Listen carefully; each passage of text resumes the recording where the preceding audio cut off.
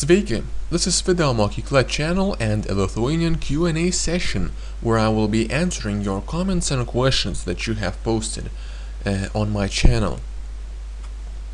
At first, let me say that I will make this video available as an MP3 audio for you to download and listen to wherever and whenever you want. So the link is in the description. You will go to my website videomokykla.wordpress.com, and there will be the link to this short audio for this video. So basically nothing important will be shown in this video, and you can download this as an MP3 audio and listen to on your phone wherever and whenever you want. So I like podcasts myself, and I think that you may also like it, and you will save some time, or just let your eyes rest for a while and listen to this audio however you want. Okay, let's get to some of your comments and questions. Woo19921206 said, thank you so much. I'm going to Lithuania for 10 months. Your videos saved my life. Thank you for your feedback, for your support. Your feedback from you all really motivates me, and thank you for your comments. Whenever you have any questions, let me know. Okay, next. Ellen Herring, if I pronounced the name right, said, I'm so appreciative of the work you are doing to teach your language. And this particular lesson, the comment was on the lesson Easy Lithuanian Negated Verbs. This particular lesson really made me smile. Thank you for your enthusiasm. Thanks a lot, Ellen, if I pronounced your name right. I hope you enjoyed learning Lithuanian, and I hope you will. So yeah, thank you for the feedback. And by the way, Woo1992 and so on, enjoy your stay in Lithuania. I hope you have a good experience, and I hope you will use your Lithuanian skills. Okay, Luis Gonzalez de Tolosa said, if I pronounce the name right, I can't actually imagine myself being angry serious and screaming pitchforks without laughing. Really entertaining. So yeah, pitchforks, if you haven't watched that video, is a saying šakės. Šakės is a saying in informal Lithuanian video series. It was the 7th or the 8th video in that series where I talk about the saying šakės. So basically you can say šakės whenever you are surprised, or you are surprised in a bad sense. In the bad sense, you are surprised in a bad way, or you're just surprised in a good way, or you're just angry. So you can say šakės. Šakės. People will say this a lot. Well, maybe not so frequently as you would expect, but still, this is a saying that is used in Lithuanian, and if you have contact with Lithuanians, if you hear someone speak Lithuanian, you may sometime hear šakės. If you don't have the access, you don't listen to Lithuanians, well, maybe this is not very useful, but I think that one day it will help, because if you will speak to someone, if one day you will speak to someone who is Lithuanian on Skype or in real life, or I think that these videos will be useful. The informal Lithuanian video series. I'm glad that people enjoy that series, and yeah, šakės. You can say šakės when you are surprised. So thank you for your feedback. One more, Oberlamone said, keep up the good work. Well, keep up learning. Thanks. The Nico Palinkas, or Palinkas, because yeah, you can say, I can say that in a Lithuanian manner. I can say Palinkas, or I can say in the English manner, Palinkas. So yeah, I don't know how to pronounce this. They are very useful. Thank you. This was the comment. Thank you for your support, for your feedback. And now let's get to some questions. Faded Sheep said, dumb question. Which verbs are in the first conjugation? Which ending do they have? Thanks. Well, Faded Sheep was talking about the present tense conjugations. Let me remind you, there are three conjugations. I'm sorry. There are three basic verb forms for each Lithuanian verb, which you have to learn. So, the first basic verb form is the infinitive, to do something. The second basic verb form is the present tense third person, he, she, they do something. The third basic verb form is the past tense third person, he, she, they did something. So basically, infinitive, present tense, past tense, third person, he, she, they. Now, the second basic verb form can have three different endings: a, I, and o. These used to be called the first, the second, and the third conjugations, like a, I, and o endings. But nowadays, in official grammar books, they are called a, I, and o conjugations. So basically, the numbering is only, relative. Well, the numbering is just numbers. There's nothing special. There's nothing important about the numbering. So yeah, Faded Sheep figured out that it is the a ending of the second basic verb form, and yeah, like the verb kalba, he, she, they speak. But the third basic verb form, the past tense, he, she, they, can have two different endings, o and e. So there are like two conjugations for the past tense, the o and e conjugation. I talk about those conjugations in the Easy Lithuanian video series. The present tense and the past tense videos. There's one video for each conjugation with examples. So if you haven't learned that or you want to revise that, go to these videos and watch them. So yeah, one more time. The second basic verb form can have three endings, like kalba, myli, valgo. Kalba, myli, valgo. He, she, they speak, he, she, they love, he, she, they eat. So a, I, o. Okay, one more question by Artur Alikulov. Hi, thanks for your videos. I'm Russian speaking, but I prefer to learn other languages in English to practice my English.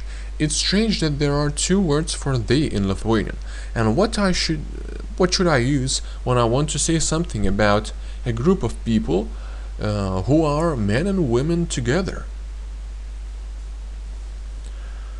Okay, so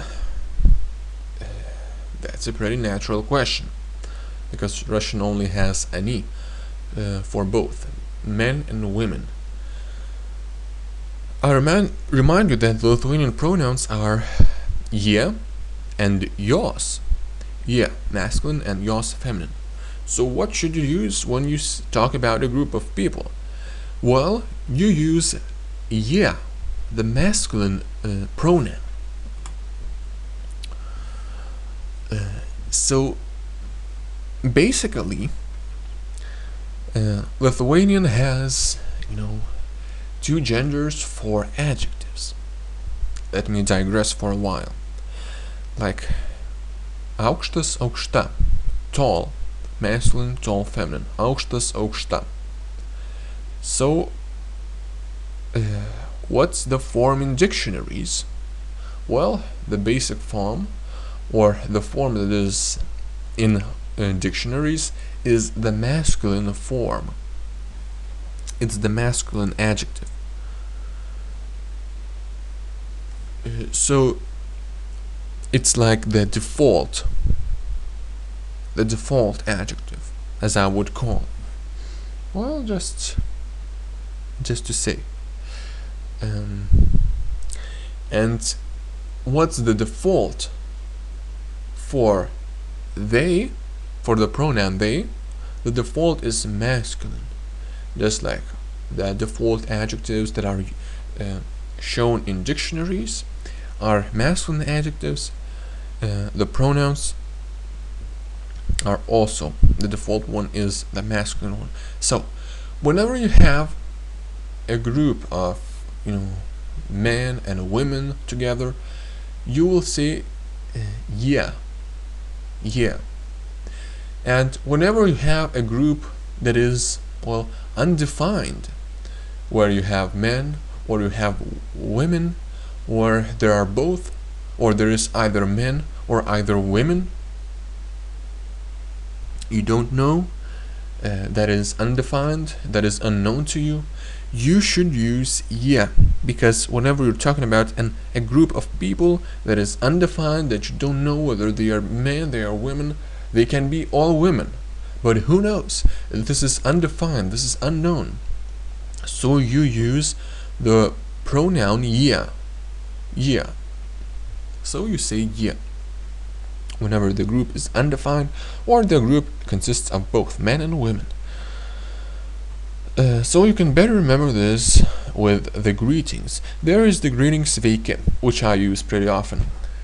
So sveiki means hello, and this is actually healthy, plural masculine. This is an adjective. So what happens if you say sveiki to some women? Well, if there is a group and there are some women, you say sveiki, and that's pretty natural, because yeah and the masculine adjectives are just like the default adjectives. They take over. But if the group consists of only of women, you should use sveikos. So the plural feminine, if there are no men there. So if there is a mixed group, you use the masculine, because the masculine pronoun or the masculine adjective takes over. But if there are only women, you use feminine adjectives and feminine pronouns. Okay, I hope that's clear. Now, one more question by Stedman, if I'm right. I'm sorry if I pronounced the name wrong. Galima taip pat sakyti iki 20. Can I say iki 20? Well, the video was about numbers, and you know that the number 20 is 20. So iki 20 is until 20 or up to 20. Iki 20. So I'll say this thing. 20 is a number which can be not declined, or it can be, but it's up to you. Of course, it's easier just not to decline it, but you have to know that in Lithuanian, people sometimes decline the word, the number, and add the ending es. So this is for genitive. Basically, it's the genitive that you need to know the most with numbers, because with numbers you say iki, until or up to, nuo, from, I'm sorry, not apie, but iki, nuo, and yeah, but basically these are the most basic ones. So yeah, iki 20, you can say up to 20 iki 20, but you can also say iki 20, because if you treat 20 just like a noun 20, well, this technically is 20, but well, 20 can be a noun perhaps, and the genitive is 20. So in formal Lithuanian, in the news, people use 20, for example, with the full ending, and 20 is just like a word which got its ending chopped off. Basically, the numbers are long even now, but if we add those endings, they get even longer. So what happened is that you can use 20 in many cases, in accusative, in genitive, and it has no ending. It's only 20 and 30 and 40 and 50 and so on. The ending is chopped off, and basically you don't have to add es. It's perfectly normal to say that. But in some texts like formal Lithuanian, you can use the full ending, because you will then define what is the case of the number. If you only use the number without a noun, we don't know what case it is. If we use this number with the ending of the genitive, we know what case it is. So basically, it is used in formal Lithuanian, or in some texts, or in speech where people want to emphasize the case that it is genitive. So yeah, basically that's it. So what I wrote in response to that comment, I said that iki, I emphasize that iki or until iki should always be used with genitive, and numbers ending in imt like 10, 20, 30, 40, 50, 20, 50, 40, 10 can change their ending to imties, like 10, 40, for example, iki 40, until 40, until 90, iki 90. But these are long numbers, so this ending is possible, but it's optional. So yeah, it's optional, and the imt ending can remain. So you can only say 10, 20, 90, and so on. So both options are possible, but it's only for those numbers with int. With other numbers like 1, 2, 3, 4, 5, 6, 7, you don't have this choice. You have to use the genitive with the endings of the numbers. So iki 7, iki 6, iki 11, iki 22. These are the only options. You cannot use the nominative instead. So these endings are very easy, since the plural genitive, just like I always say, I said many times, I don't know if you have watched those videos, but I always say that plural genitive always has u, whether it's a soft u or hard u, it's always u nosinė.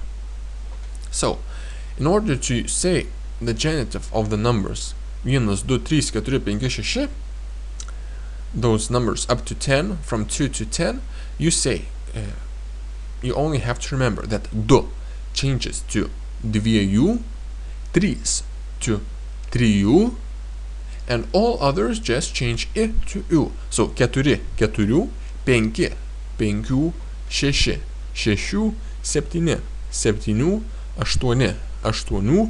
8, 8, 9, 9. And then goes 10 or 10, the optional things. But yeah, so remember the two things about about the genitive of numbers. 2 changes to 2 and 3 to 3. 2 2, 3 3. All others change it to U. 4 4, 5 5, 6 6, 7 7, and so on. And Stead, if I pronounce the name right, also said that 11 and all other teen numbers, as I would call them, are only in the singular. So yeah, technically 11, 12 is singular if we treat the word as a noun. If we say up to 11, iki 11, because 11, just like mama, mamos, kalba, kalbos. Technically 11 and 12 is singular. So yeah, it may be interesting, I don't know, but I just remind you that 11 and 12 and 13 are all made with the word liko. Liko means it is left, or just left. So it's like 1 left, 2 left, 3 are left, like 11. Because liko, for example, liko 2 žmonės. Left, like 2 people are left. No, there are only 2 people now. 2 žmonės liko. Liko 2 žmonės. So liko, like 11, is related with that verb liko. So all those teen numbers, just like in English, they are teen, 18, 19. In Lithuanian, these are lika. 11, 12, 13, 14, 15, 16, 17, 19, and they are made with lik, and they are in singular. So just like you have 10 and there's 1 left, so you say 11. We have like 13, we have 10 and 3 left, so 3 liko, 3 lika. 14, there are 4 left, 4 liko, 14. So yeah, that's a pretty interesting etymological thing. Now, that was it for this Q&A session. I'm glad that you had questions and you enjoyed learning. You can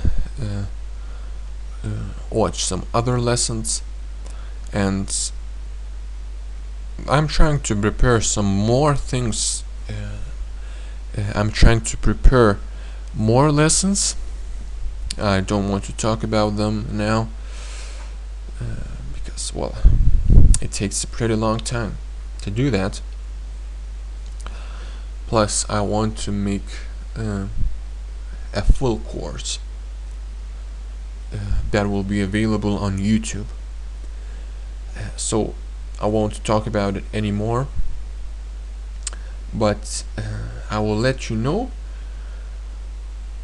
So yeah, this moment, that's it for this session. That's it for this video and this audio, if you're listening to it. I hope you enjoyed it. I hope you learned something. Maybe it was a little bit too of a rambling, but I hope you liked it and you learned something from it. Check out some other videos. Ačiū kad žiūrite. Thanks for watching, and ačiū kad klausote. Thank you for listening.